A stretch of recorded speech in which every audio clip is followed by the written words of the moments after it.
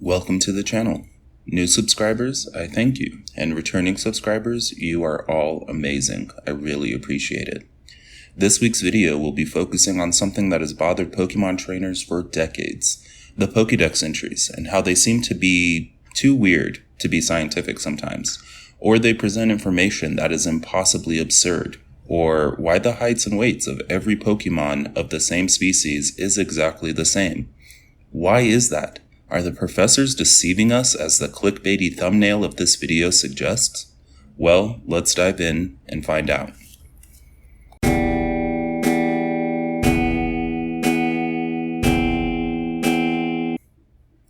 Hey everyone, this is Bulbatrainer, and this is Bulbasaur. If you were a Pokemon trainer, you might have a Pokédex, and if you did and held it up to my friend here, you'd get something like this.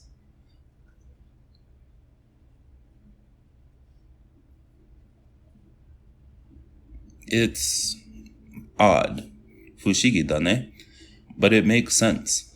It's also very apparent. Bulbasaur has a bulb, then Ivysaur has a bud, and Venusaur has a flower.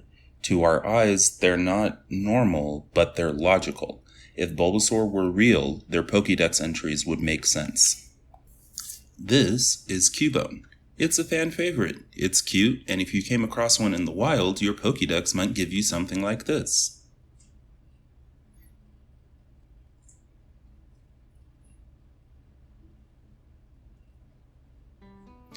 And your initial reaction would probably be sympathy, but then confusion. Maybe you just find it morbid like I did when I was a kid. Like, wearing your mother's skull is actually kind of dark. As I got older, however, I also began to question the legitimacy of the entry. A similar confusion occurs in another favorite franchise of mine. If Cubone wears the skull of its mother, who died after its birth, then Cubone is an only child, and that matches with its category, the lonely Pokemon. But that's not sustainable for a population. 6 Cubone or Marowak, each only having one child, and with the mothers dying after birth, brings the next generation to 3. Another generation can only produce at most 2, and then 1. I'm sure I'm hardly the first person to bring this up, and I'm sure that when they were designing the lore for this Pokemon, it wasn't really a thought. But I turned 30 this week, and even though I can maintain suspension of disbelief for my favorite games and TV shows, I also think it's fun to theorize on ways to patch up these holes. I should clarify that the games state that the Pokédex automatically gathers its information when the Pokemon is caught. It sounds implausible until you remember that you're catching ghosts and literal dragons and keeping them stored in a capsule the size of a ping pong ball on your waist through possibly ancient technology. In the most recent generations, your Pokédex is actually a Rotom, which makes this somewhat more believable, but still not perfect. While the games go with this route, in the anime, the entries are written by actual professors, because the dex isn't meant to be a side quest, but rather a training tool, and for trainer identification. Personally, I've always assumed that this is how it happens in the games too. For example, in Diamond, Pearl, and Platinum, Rowan asks you to fill the dex so he can see which Pokemon are native to Sinnoh. The information is already known, it just needs to be collected specifically for the Sinnoh region. This would also explain how you can get an upgrade to the national version in the games where that's still a thing. If the Pokédex was fully automated, or if the player was writing the entries themselves as some people believe, you wouldn't need a national version. A trainer in Alola could write entries on Seviper without an upgrade, and if the process was really autonomous, the Rotom or the internal circuitry of the Pokédex would be able to do the same. However, since Seviper isn't native to that region, if a trainer was given a Pokédex with Alola's known Pokemon already in it, Seviper wouldn't be recognizable until the national upgrade. There's some flaws in that logic, I'll admit, and I can imagine someone writing a comment to the effect of, if the entries are pre-written, how do they know about mythical Pokemon no one has ever encountered? And I'm getting to that. The point is that this video assumes that due to relative consistency in the Pokédex entries throughout the games, the entries were pre-written in a manner closer to the anime's explanation. However, if you have thoughts on this part of the theory, or any part of it really, I would be happy to see them respectfully put in the comments so I can work on better refining my theories. We can discuss it down below. Cubone is, for me, the most notorious example of a weird or impossible Pokédex entry, but is by no means the only one. A lot of these will be familiar to you, as they are pretty famous. Gardevoir creates small black holes. People use Darumaka droppings for warmth. Macargo is hotter than the sun. Looking at the hole in a Shedinja will suck out your soul. New Entei are born every time a volcano erupts, but there's only one of them. And also volcanoes erupt when it barks, which could mean new ones, which means Johto should be full of Entei. Spoiler alert, it's not. As I've stated, some of these aren't just weird, they're impossible. Cubone and Marowak would go extinct within a few generations. A black hole created by Gardevoir would either drastically affect the gravitational balance of the Pokemon world's planetary system, or would immediately evaporate due to Hawking radiation and cause a massive explosion, which would do the job of protecting the trainer, insofar as death means no one would ever hurt them again. And those are just the entries themselves. A smaller irritation with me has always been that until Pokemon Go, Pokédex entries didn't allow for individual variation in size or weight. All Charizard are 199.5 pounds or 90.5 kilos. All Lapras are exactly 8 feet 2 inches or 2.5 meters tall. You know, for an encyclopedia, there seems to be some serious misinformation going on here. I'm so glad we live in a world where we know only perfect facts about our animals, like that bulls hate the color red, goldfish only have a 3-second memory, mice love cheese, bees should be incapable of flight, and lemmings jump off cliffs en masse. Except that all those are false. I did learn about most of those growing up, however, with even some college professors spouting off myths about animals or the world in general as though it's absolute fact. That's because humans possess the ability to decide what they want to believe about a given thing, and if that belief spreads around enough, people count it as fact. By the way, this happens outside of the animal world too. For the most part, they are just misconceptions though. It's not like there are people intentionally misinforming us about mice and cheese for some evil world domination plot. It's just people sharing the knowledge they think is accurate. If those people happen to be scientists, it can even lead to research or study material being inaccurate. Such discrepancies are usually debunked after sufficient research has been completed. Research. Researchers. Like the professors of the Pokemon world. Let's put a pin in that and come back to it in a minute. So far, we've established that certain Pokédex entries are inaccurate, but that in our world, information can also be wrong. I'd also like to add that while the Pokédex is called an encyclopedia, it doesn't seem to have the function that ours do. It's meant to be used by the trainer and the researcher who issued it. So far, I haven't seen any evidence that it actually gets translated into a series of books that you purchase and keep on the shelf to pass down to your grandkids. And all the encyclopedias I had growing up were far more detailed on the subjects they covered than just a little blurb. This is important because the word encyclopedia carries with it certain connotations in our world, an expectation of facts about a given subject. But since the Pokédex doesn't function the same way, it has a bit more leeway with its information. But where does this inaccurate information come from? Well, let's look at a minor case of contradictory information with Magikarp. Almost everyone knows how weak Magikarp is. It's a song, it's a meme, it's the best use of experience share in the games. Natives of Johto with Pokédexes that encounter one are told that Magikarp can't jump higher than 7 feet. Pokédex-wielding residents of Sinnoh in Platinum and Unova, however, are told that Magikarp can eventually leap over mountains. Now, I have found that there are natural formations people call mountains shorter than 7 feet, but I don't think that's what they meant. Based on the source of Magikarp being a carp that can leap Dragon's Gate to become a dragon, I'm going to go ahead and assume that the mountains these Pokédex entries are referring to are of notable height. Unova and Sinnoh both have mountain ranges. They know what mountains actually are. That seems a bit odd, doesn't it? Which is it? The weak Pokemon that's lucky to clear 7 feet in a jump as Johto believes, or the Still weak. Pokemon who can eventually wield a useless move to jump over a mountain. Well, why not both? This is where variation comes in.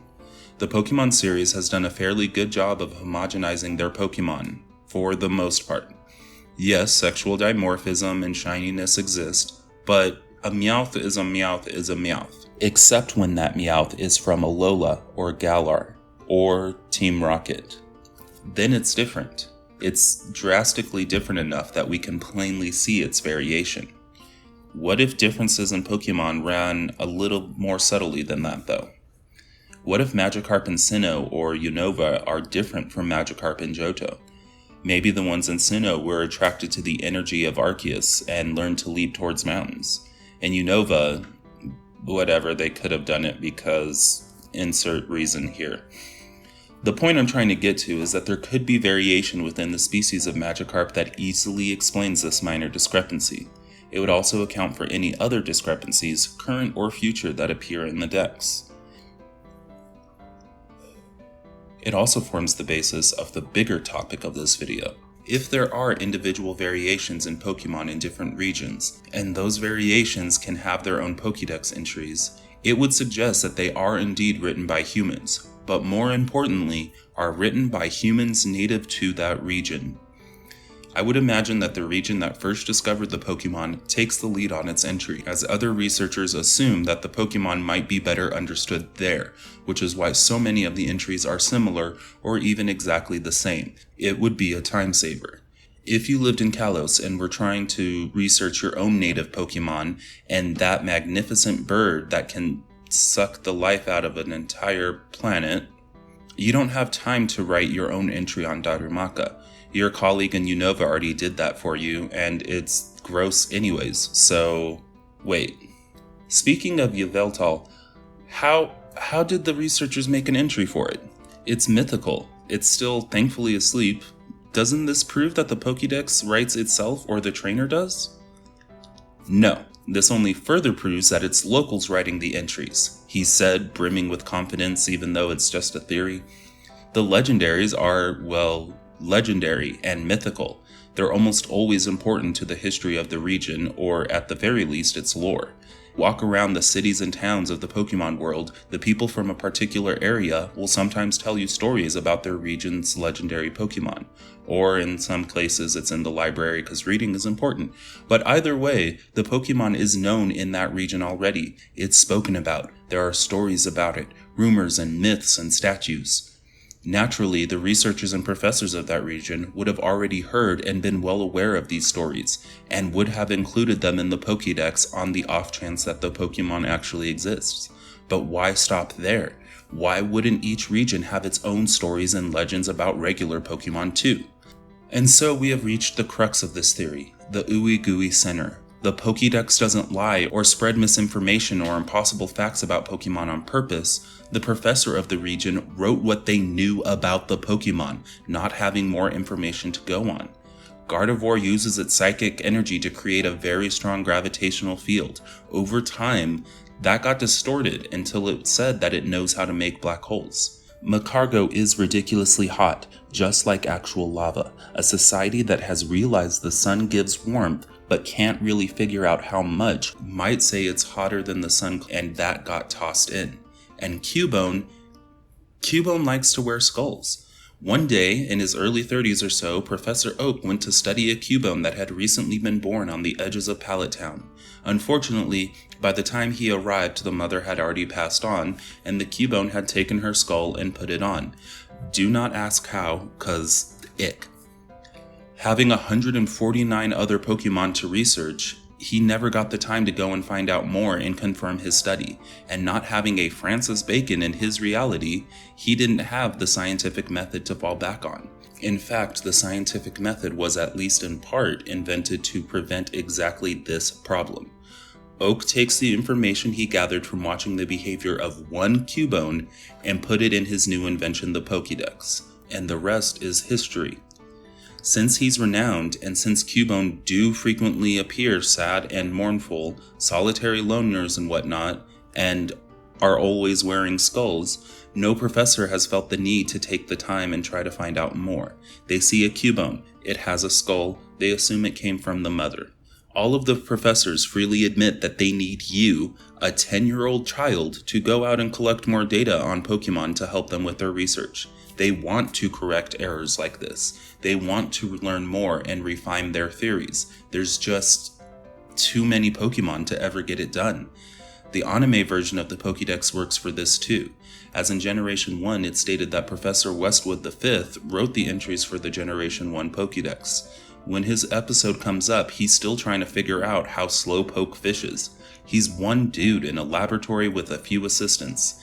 Even back then, when there were only 151 Pokemon, that's quite a task to lay on one person. Have you written an encyclopedia for 151 species on our planet? If so, did you do all the research yourself, or did you borrow on the works of others? Or maybe include some facts you may have learned when you were younger?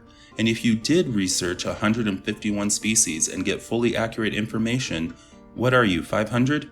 Westwood, or whoever writes the entries for each region, probably spent years just condensing the lore and stories about Pokemon of their region into one place, and that's what the Pokédex uses. This would also explain why the heights and weights are all the same. I bet Charizard has a range of heights and weights it can be, just like dogs and cats and ferrets. But I also bet that there's an average between the possible size differences, and that's what they use.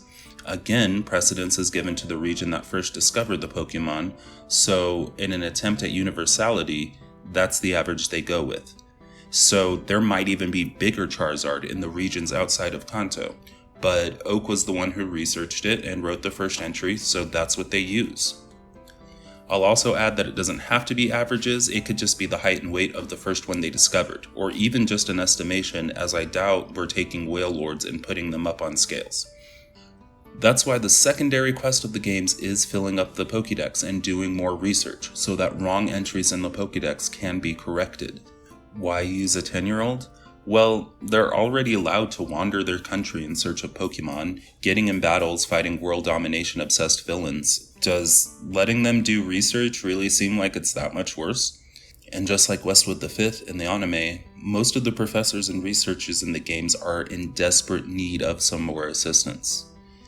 And that would be my theory on why the Pokédex lies. It doesn't. It's just full of local legend and stories, as despite being a world that revolves around Pokemon, hopefully figuratively, research is limited to a select group of people who find interest in such a thing, and they have to commandeer little kids to get assistance, and they don't have the scientific method to help them refine their theories.